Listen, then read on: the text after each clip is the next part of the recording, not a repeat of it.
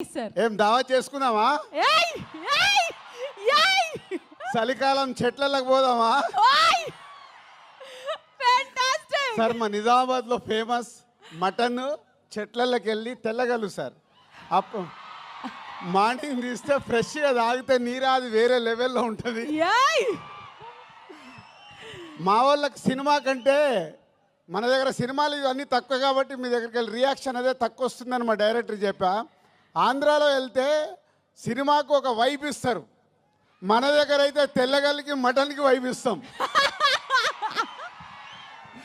అందరికీ నమస్కారం. మన ఈ మధ్య నిజామాబాద్లో మేము సంక్రాంతికి వస్తున్నాం ఈవెంట్ చేయడం జరిగింది. అది నిజామాబాద్ పట్టణంలో ఫస్ట్ టైం.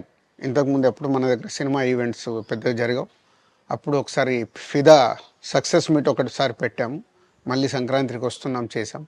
అంటే ఆ నిజామాబాద్తో నాకున్న అనుబంధం అలాంటిది. నిజామాబాద్ జిల్లా వాసిగా అక్కడ ఈ సినిమా ఈవెంట్ చేయాలని చేయడం జరిగింది. పోతే ఆ ఈవెంట్లో నేను మన కల్చర్లో ఉండే మన దావత్ గురించి, మటను తెల్లగలు గురించి సంబోధించాను. నేను ఆ మాటలలో తెలంగాణ వాళ్ళని నేను అవమానించానని, తెలంగాణ నేను హేళన చేశానని కొంతమంది మిత్రులు కామెంట్స్ చేసి సోషల్ మీడియాలో పెట్టారని తెలిసింది. నా ఉద్దేశం అదే స్పీచ్లో లాస్ట్లో చెప్పడం జరిగింది. తెలంగాణ మన కల్చరు, మన దావత్తు నేను మిస్ అవుతున్నాను. సంక్రాంతికి 2 సినిమాలు రిలీజ్ అయ్యాక మన తెలంగాణ కల్చర్ దావత్ని నాకు చేసుకోవాలని ఉందని. సో మన కల్చర్ని అభిమానిస్తాను నేను.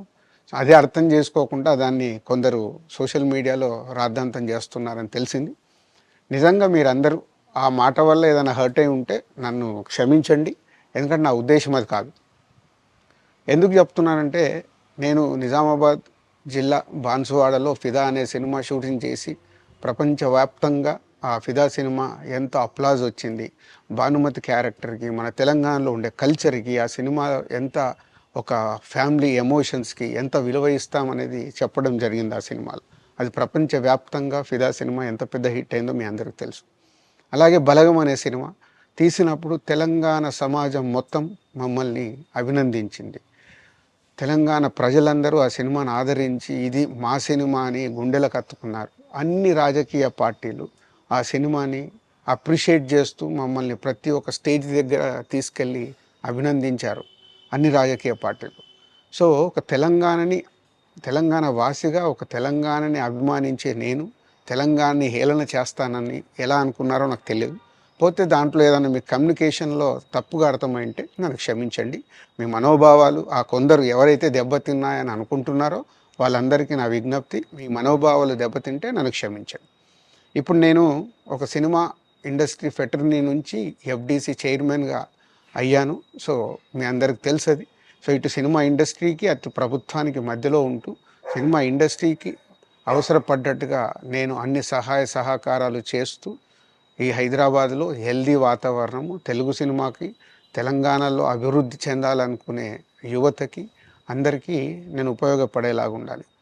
అలాగే పవన్ కళ్యాణ్ గారు కూడా చెప్పారు, యూత్ చాలా ఉన్నారు, వాళ్ళందరికీ కూడా సినిమా ఇండస్ట్రీలో ఇష్టం ఉన్న వాళ్ళని అప్గ్రేడ్ చేసి చేయాలని, ఆ ప్రభుత్వంతో కూడా అక్కడ సినిమాలో కావాల్సిన అందరినీ డెవలప్ చేస్తూ వాళ్ళందరూ మళ్ళీ తెలుగు సినిమాకే, తెలంగాణలో నేర్చుకున్న, ఆంధ్రాలో నేర్చుకున్న వాళ్ళందరూ తెలుగు సినిమాకే ఉపయోగపడతారు.